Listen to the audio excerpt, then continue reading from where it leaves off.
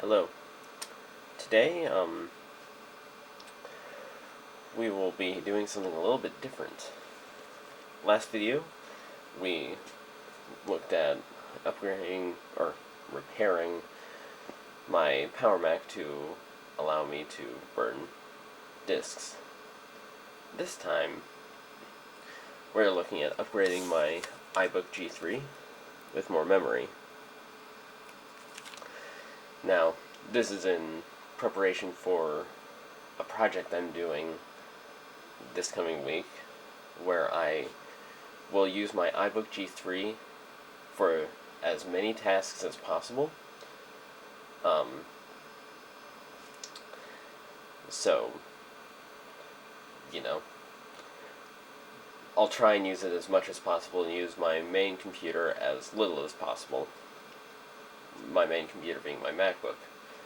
And my Power Mac G4 will serve the same sort of supporting role that it has always played in my setup, with my MacBook being used only when absolutely necessary. So, let's get started.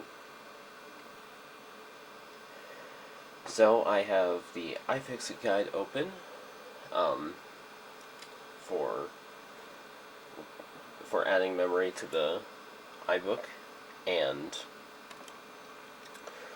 so I guess first thing I'll need to do is unplug the power, which will, given that I don't have a battery for it, which will come on Monday because I have ordered one. This will clear some of my settings, so I'll need to reset that, but here it goes. Next up, I need to take off the keyboard, like so.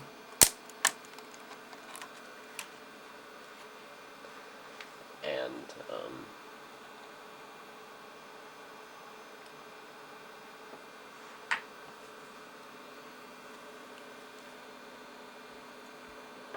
let's see.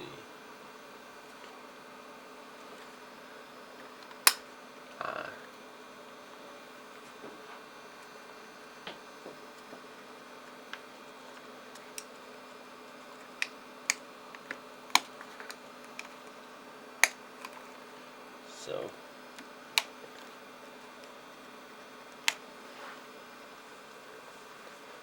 this is a bit difficult, but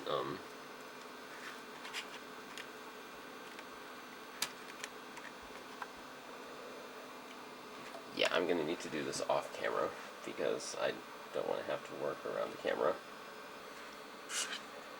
So I now have the airport card removed, and it is really just a matter of pushing this out of the two slots that exist in here, and then pulling out the airport card and taking it, and then taking the antenna cable off. So next up, I need to remove two screws.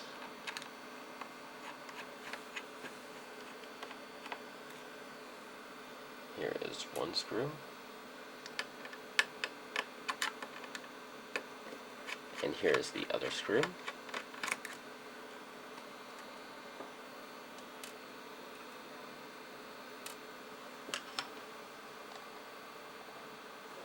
And then take this off. And here you have where the RAM goes.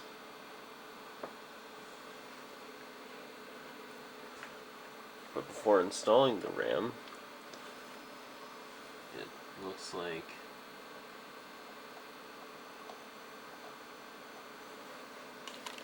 I need to pull the keyboard off, and so here's the keyboard.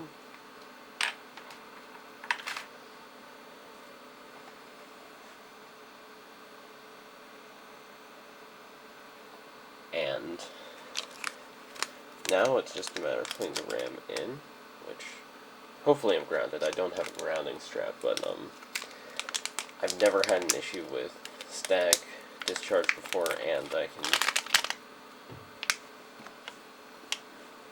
There. I've touched multiple metal things. Hopefully one of them grounded me.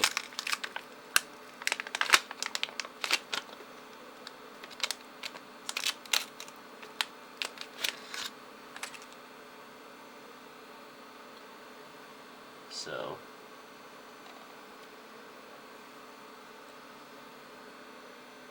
here's 512 megabytes of PC100 SD RAM.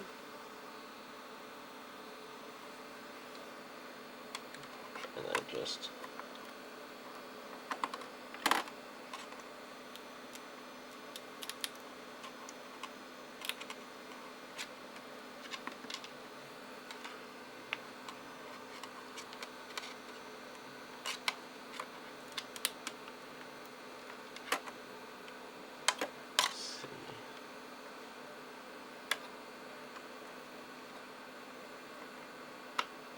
there we go. There, the RAM is in place, and I will be back once I put everything back together. So, here we have it starting up after I put everything back together, and it bonged, so so nothing is inherently wrong with the memory. Now the real test will be to see if it detects the memory, which in theory it should, because I just got some random memory off of eBay, but hopefully it, not random. I did research, but hopefully it is, hopefully this model isn't super particular about what memory it uses, which if it is, yeah, network time error. But about this computer, and there you have it.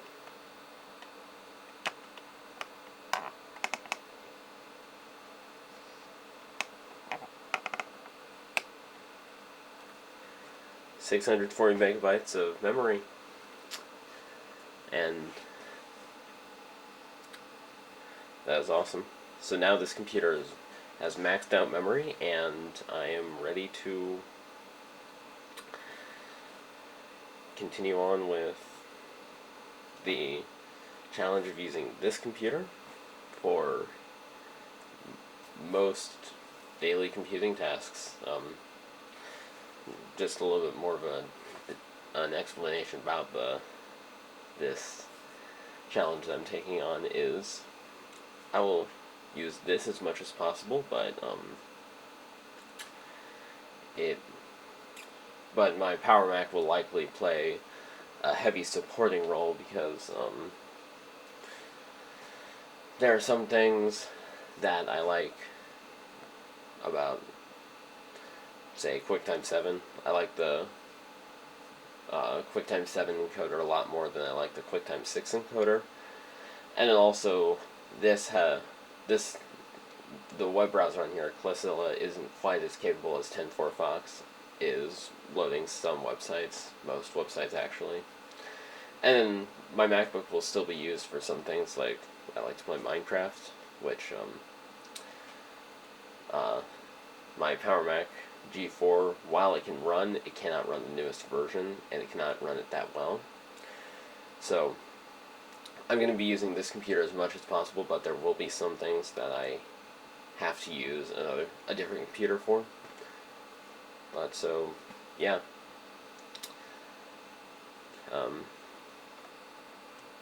Just because, let's see what System Profiler reports.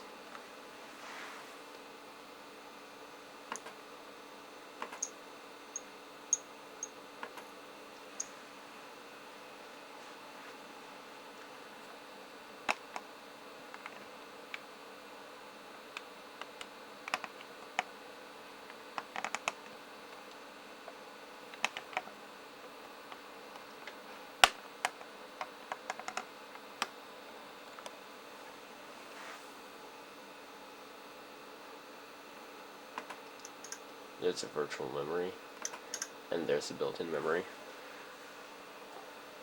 So, yep. DIMM 0 is the soldered on 128 megs, and then DIMM 1 is the memory slot. So, yeah.